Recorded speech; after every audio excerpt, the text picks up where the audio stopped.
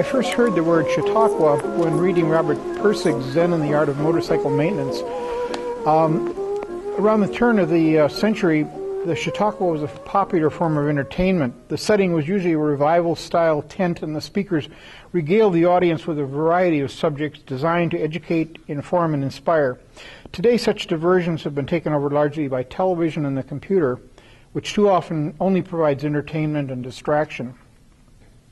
The topic for tonight's Chautauqua is a subject close to my heart and a field that has provided me with a livelihood for something a little short of a half a century. I've struggled unsuccessfully to organize my thoughts in this area and have come up with largely a gallery of unrelated samples of moving images that probably bear no more resemblance to each other than the disturbingly diverse pictures in Rod Serling's Night Gallery. Hopefully you'll be able to make some connection that will enlighten and inform.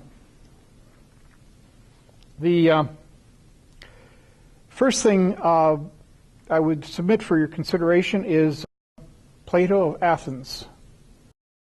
The first motion picture theater was described in the year 360 before the Common Era by him in Book 6 of the Republic. Plato described a scene that seems eerily prescient. Called the Allegory of the Cave, the setting is the philosopher's retelling of a story told him by his beloved teacher, friend, and mentor, Socrates. I'll tell the story briefly, and then I'll try to explain what I think it means for tonight in the media.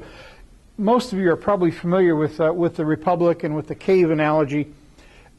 This is kind of an analogy of what people, the idea of the difference between reality and appearance. These are slaves who are chained to the floor. They're looking at the shadows of these objects that these servants are holding up in front of a fire. The idea is, Plato asks us to imagine, is if one of these guys was cut loose from his chains and taken up to the mouth of the cave, where he no longer saw the shadow or the representation, but the reality itself, real objects. And this is the allegory that he tries to use to explain the idea of government and the idea of appearance and reality, his special idea of the forms. What Plato was attempting to demonstrate with this analogy was twofold. First, he was trying to examine the validity of his premise that only the philosopher king was fully suited to govern. Indeed, the dictatorship of the wise was the only way to prevent government from ultimately falling into the hands of the mob or the rule of the appetites of the leaders. And I won't trouble you with any modern applications of that idea. Who determines then who's fit to rule? Socrates and Plato were no great believers in democracy. They believed that the only man, women need not apply, who could wisely and humanely govern was the philosopher. What gives him the credentials to govern? The philosopher is uniquely qualified to govern because he's the only one who is in contact with ultimate reality. He's able to govern with a sure eye and a steady hand because he's not ruled by his passions, and his vision isn't clouded by the mere appearance of things. Plato is telling us that the philosopher king is the man who has seen the light, so to speak. He is the prisoner who has been dragged up from the mouth of the cave into the light of day and has seen the true form of things as they are, not as they appear.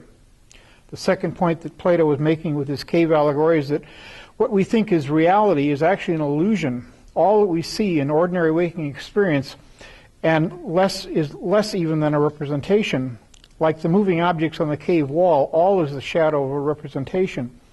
It is uncertain whether Plato was an initiate of the cult of the Elysian mysteries. Socrates certainly was.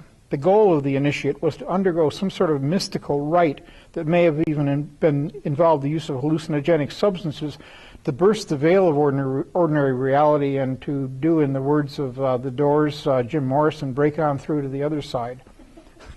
Now, what the hell does all this have to do with the talk about media and our modern day reality? It's my belief that we in the 21st century suffer from a uniquely modern version of Plato's cave.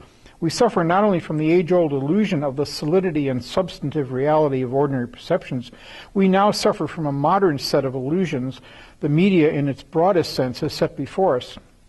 This is the issue, one of the issues I'd like to set before you this evening.